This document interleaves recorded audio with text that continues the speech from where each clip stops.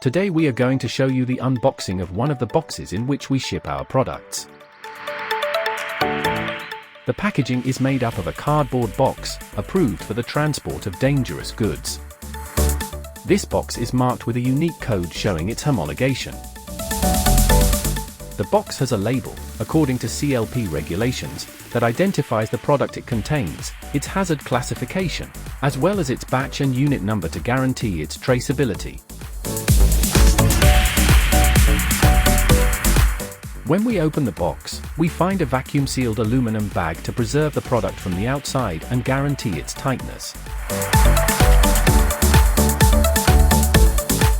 This bag has an identification label, whose data match with that of the outer box to ease traceability for the customer at the time of use.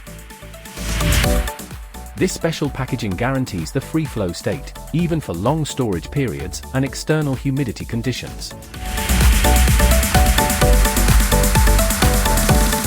Aldebaran Sistemas, so you want it, so we do it.